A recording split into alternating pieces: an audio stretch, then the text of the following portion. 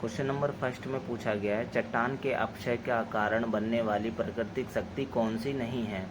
तो इसमें आपको बताना है कि जो चट्टानों का अपक्षय होता है वो 3 कारणों से होता है, जो इसमें चारों ऑप्शन में दिया हुआ है।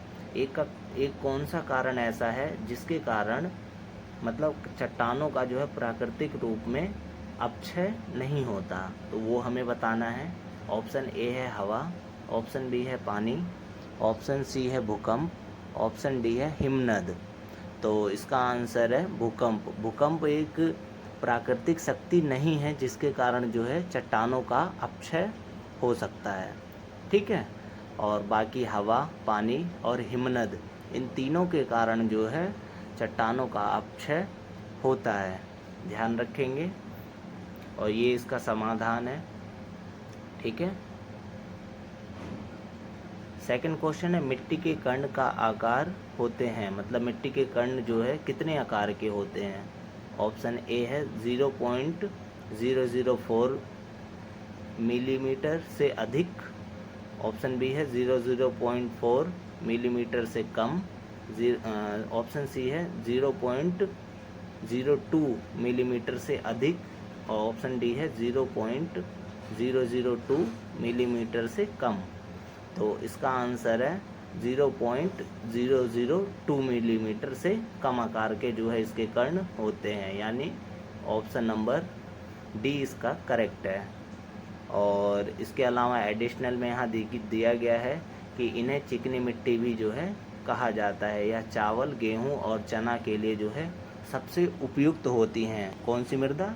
इस कर्ण की आकार वाली मृदा। आगे बढ़ते हैं।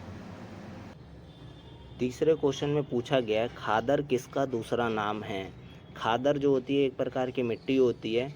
आपने देखा होगा जब कहीं से जल बहता है तो वहाँ पर जो नीचे वाली मिट्टी की परत होती है उसे खादर कहते हैं, और जो सूखी सूखी ऊपर साइड में जो परतें होती हैं उसको बांगर कहते हैं। तो यहाँ क्वेश्चन में आपसे पूछा गया है खादर किसका दूसरा नाम है। ऑप्शन ए है काली मृदा का जो है खादर नाम है, ऑप्शन बी है लाल मिट्टी, ऑप्शन सी है रेगिस्तानी मिट्टी, और ऑप्शन डी है कछार की मिट्टी। तो खादर जो है कछार की मिट्टी का दूसरा नाम है, आप याद रखेंगे। और इसके साथ साथ कुछ समाधान में देख लेते हैं। विशेष में बताया गया है भारत के कुछ हिस्सों में जलोढ़ मिट्टी को जो है खादर मिट्टी भी कहा जाता है। आप ये तथ्य याद रखेंगे, पेपर की दृष्टि से काफ़ी इम्पोर्टेंट है। आगे बढ़ते हैं। क्वेश्चन नंबर 4 में पूछा गया है कॉफ़ी की खेती सबसे उपयुक्त है, मतलब कॉफ़ी की खेती जो है इन चारों में से किस जगह जो है अच्छी प्रकार से की जा सकती है। ऑप्शन ए है काली मिट्टी में, ऑप्शन बी है कछार की मिट्टी में, ऑप्शन सी है लाल मिट्टी में, और ऑप्शन डी है लैटराइट मिट्टी में। तो कॉफ़ी की खेती के लिए सबसे उपयुक्त मिट्टी कौन सी है? लैटराइट मिट्टी है। लैटराइट मिट्टी बहुत अच्छी होती है, उसमें कॉफ़ी की कृषि जो है असम वगैरह में बहुत अच्छी प्रकार से किया जाता है। तो लैटराइट मिट्टी के बारे में थोड़ा जान लेते हैं। कॉफ़ी की खेती लैटराइट मिट्टी में सबसे उपयुक्त होती है। लैटराइट मिट्टी असम और कश्मीर घाटी में पाई जाती है। तो आगे बढ़ते हैं। क्वेश्चन नंबर 5 में पूछा गया है मिट्टी की परतों का सामूहिक नाम है, मतलब मिट्टी की परतों को जो है सामूहिक नाम से अगर बोले तो हम किस नाम से पुकारेंगे। ऑप्शन ए है मिट्टी की परत बोलेंगे उसे हम, ऑप्शन बी है मिट्टी का प्रकार बोलेंगे, ऑप्शन सी है मिट्टी की दर बोलेंगे, ऑप्शन डी है मृदा संरचना बोलेंगे। तो मिट्टी की परतों का सामूहिक नाम हम जो है मिट्टी का प्रकार कहते हैं, जिसे मृदा प्रोफाइल भी कहा जाता है, जिसमें बेसिकली 6 प्रकार की जो है मिट्टियाँ आती हैं, जिसमें जलोढ़ मृदा, इसके अलावा लैटराइट हो गया, लाल मृदा हो गई, इसके अलावा काली मिट्टी हो गई। ठीक है, तो ये मृदा जो है प्रोफाइल कहते हैं इसे। इसके बारे में थोड़ा जान लेते हैं। मृदा की विभिन्न परतों को एक साथ मृदा प्रोफाइल कहा जाता है। मृदा प्रोफाइल में अलग अलग आकार के कण वाली अलग अलग जो है परतें होती हैं, याद रखेंगे आप। आगे बढ़ते हैं। क्वेश्चन नंबर 6 में पूछा गया है जलोढ़ मिट्टी पाई जाती है, मतलब जलोढ़ मिट्टी जो है भारत के भूभाग पे कौन से क्षेत्र पे पाई जाती है। तो ऑप्शन ए है कश्मीर घाटी के विमान पे पाई जाती है, मतलब पश्चिमी घाटी के विमान में पाई जाती है। ऑप्शन बी है गुजरात के कुछ क्षेत्र में पाई जाती है और राजस्थान के रेगिस्तान में पाई जाती है। ऑप्शन डी है उत्तर भारत के विमान यानी उत्तर भारत के क्षेत्रों में पाई जाती है। तो जलोढ़ मिट्टी मुख्य रूप से उत्तर भारत के जो है क्षेत्रों में पाई जाती है, जिसमें उत्तर प्रदेश हो गया। इसका रीज़न ये है क्योंकि गंगा जो है जब चलती है उत्तराखंड से तो वो उत्तर प्रदेश, दिल्ली उत्तर प्रदेश और बिहार होते हुए तब जाके जो है बंगाल की खाड़ी में अपना जल गिराती है।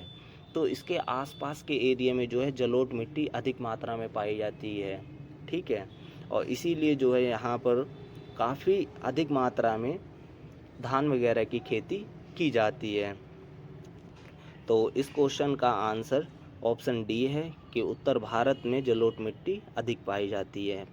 आगे बढ़ते हैं, इसके बारे में थोड़ा दिया हुआ है, इसे पढ़ लेते हैं। जलोढ़ मिट्टी उत्तर भारत के विमान में पाई जाती है यानी क्षेत्रों में पाई जाती है, जिसमें बिहार, उत्तर प्रदेश, उड़ीसा और झारखंड का कुछ हिस्सा शामिल है। इसका रीज़न भी मैंने आपको बता दिया क्योंकि गंगा नदी जो है इन्हीं क्षेत्रों से होकर गुजरती है।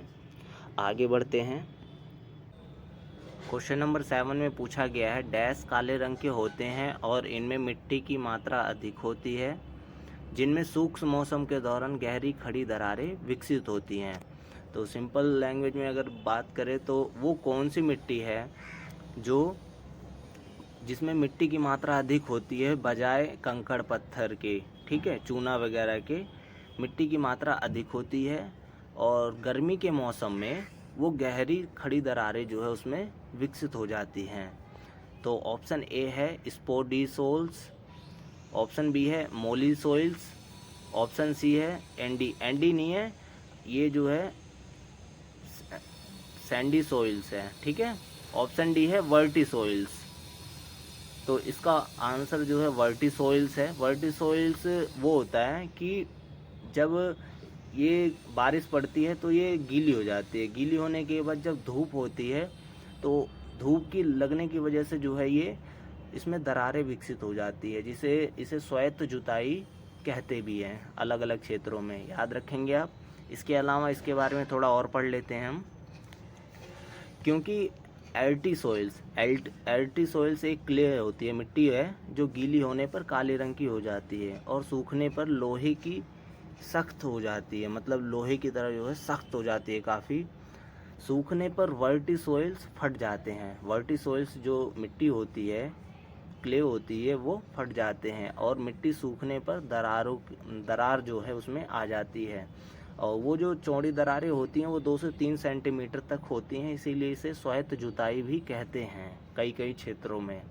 और ये मिट्टी जो होती है ये उत्पादन के लिए बहुत अच्छी होती है, इसमें धान गेहूं की खेती बहुत अच्छी होती है, उपजाऊ मिट्टी है ये। आगे नेक्स्ट क्वेश्चन पे बढ़ते हैं, मिट्टी की ऊपरी परत को हटाना कहलाता है।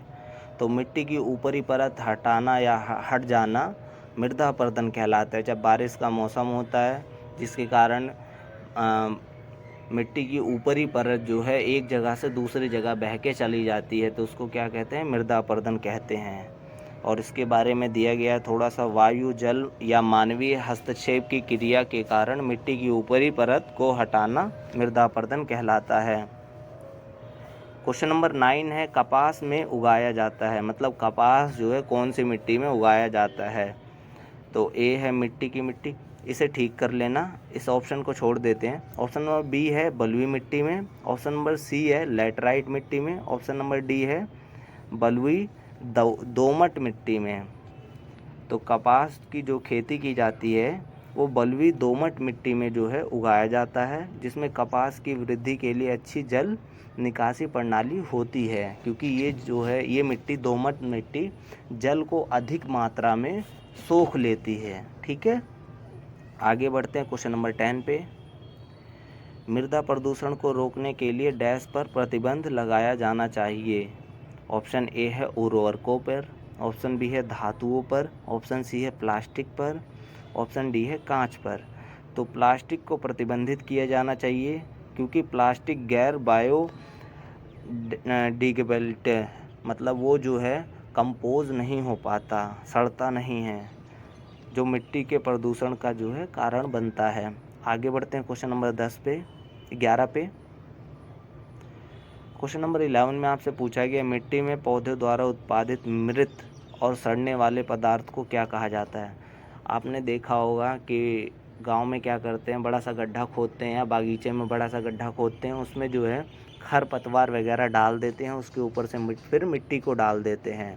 तो वो ऐसा इसीलिए करते हैं ताकि जो है वो खाद के रूप में परिवर्तित हो जाए। और ऐसा इसलिए होता है क्योंकि जब मिट्टी के नीचे खरपतवार को दबा दिया जाता है तो उसमें गर्म ऊष्मा उत्पन्न होती है, जिसके कारण वो जो है चीज़ें सड़ जाती हैं। इसके बारे में थोड़ा बताया गया है। तो इस क्वेश्चन का आंसर सी है, यानी खादी हो जाती है वो। और इसके बारे में बताया गया है मिट्टी में पौधों द्वारा उत्पादित मृत और सड़ने वाले पदार्थों को ह्यूमस कहा जाता है। ह्यूमस पोषक तत्व प्रदान करता है और मिट्टी की जल की धारण करने की क्षमता जो है वो बढ़ाता है। आगे बढ़ते हैं क्वेश्चन नंबर 12 पे। क्वेश्चन नंबर 12 में पूछा गया है भारत की लैटेराइट मिट्टी के संबंध में इनमें से कौन सा कथन सही है। पहला कथन है वे आमतौर पर लाल रंग के होते हैं, बिल्कुल ठीक। ये नाइट्रोजन और पोटास से भरपूर होते हैं, नहीं, ये नाइट्रोजन और पोटास से भरपूर नहीं होते, बल्कि आयरन और ऑक्साइड की मात्रा इसमें पाई जाती है।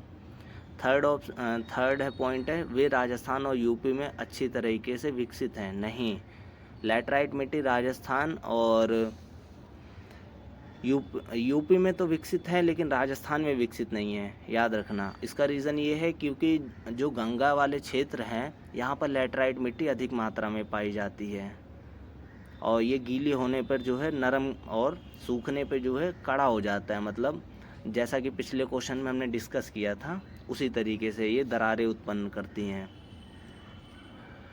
और आगे फोर्थ ऑप्शन है टैपिकाओ और काजू इन मिट्टी पर अच्छी तरीके से उगते हैं, बिल्कुल ठीक।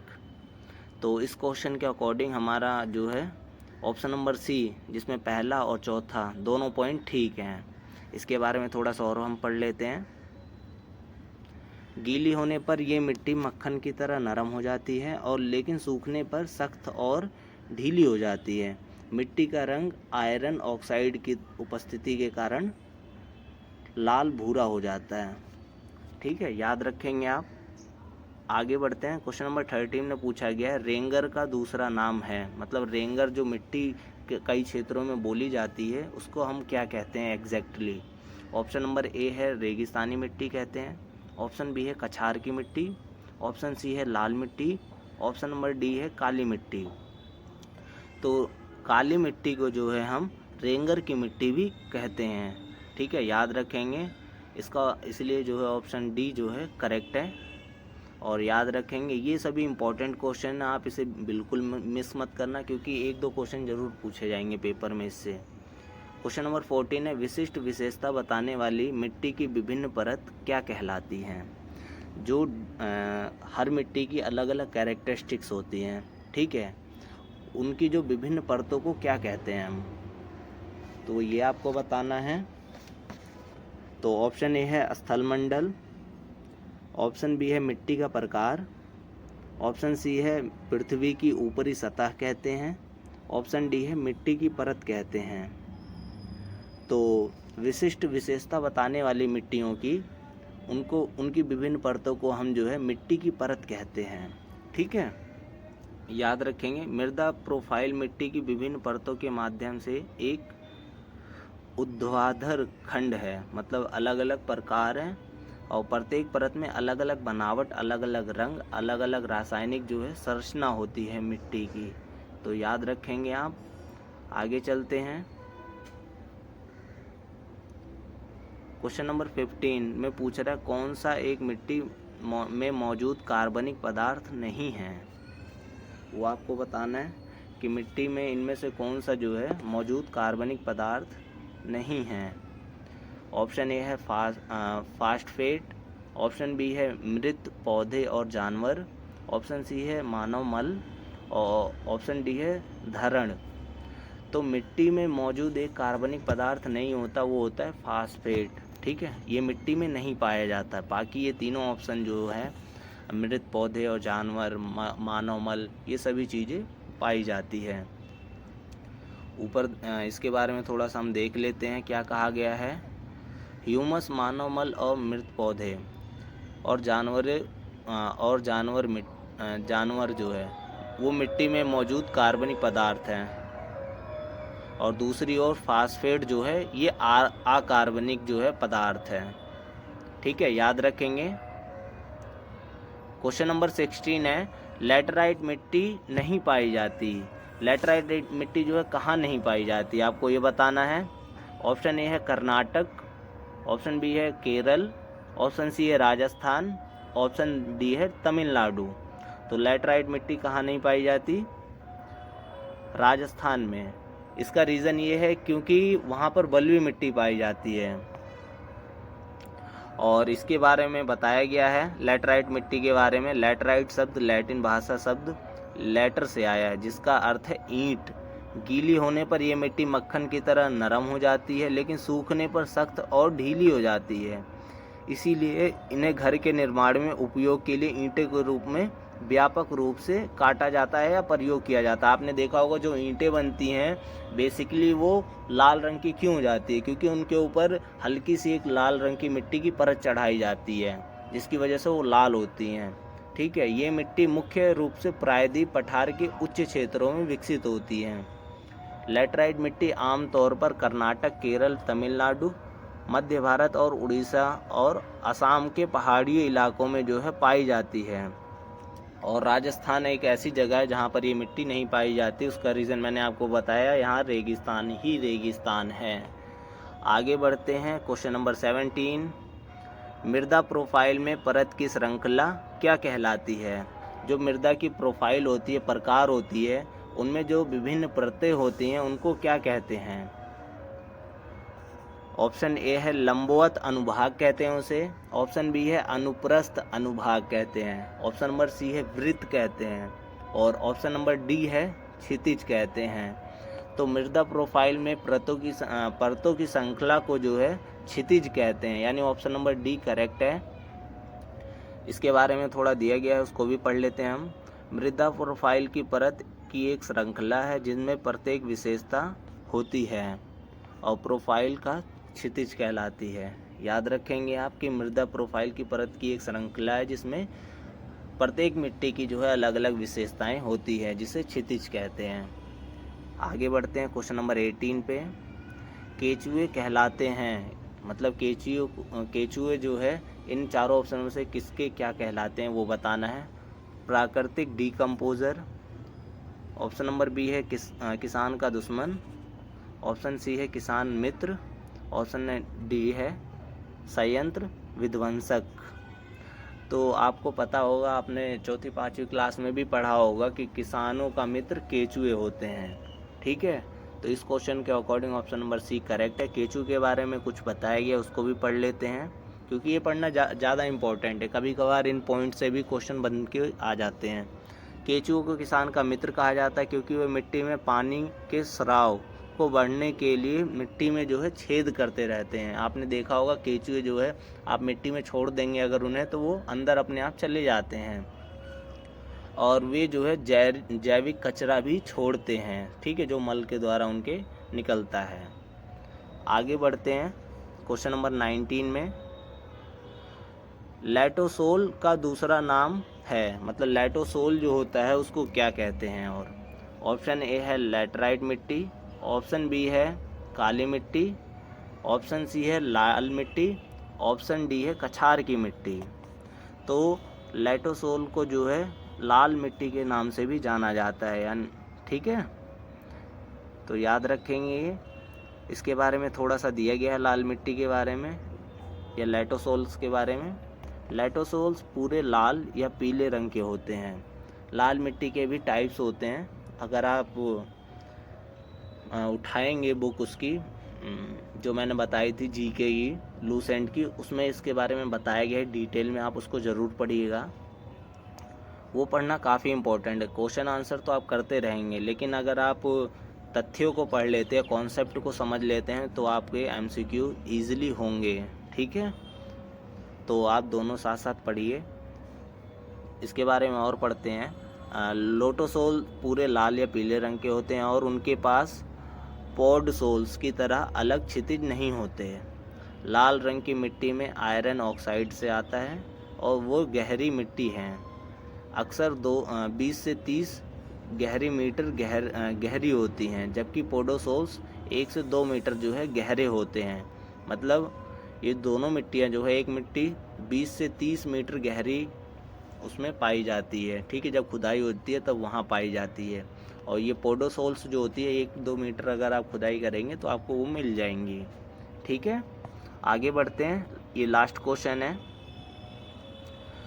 विशिष्ट विशेषता बताने वाले मिट्टी की विभिन्न परतें क्या कहलाती हैं, ये आपको बताना है। ऑप्शन नंबर ए मिट्टी की परत कहलाती है, मिट्टी का प्रकार कहलाता है। ऑप्शन नंबर सी है स्थलीकरण कहलाता है, और ऑप्शन नंबर डी है पृथ्वी शिखा कहलाता है। तो विशिष्ट विशेषता बताने वाली मिट्टी की विभिन्न परतों को जो है क्या कहते हैं, मृदा प्रोफाइल कहते हैं, यानी मिट्टी के प्रकार कहते हैं, याद रखेंगे आप। सो फ्रेंड्स, इसी के साथ हमारी वीडियो ख़त्म होती हुई। अगर आपको ये वीडियो पसंद आई है तो लाइक करें, शेयर करें और ज़्यादा से ज़्यादा अपने फ्रेंड्स के साथ शेयर करें ज़रूर, ताकि हमें अच्छा सपोर्ट मिल सके। और आपके कमेंट हमें बहुत अच्छे लगते हैं, आप इसी तरीके का सपोर्ट अपना बनाए रखें। मिलते हैं अपनी नेक्स्ट वीडियो में। Thank you.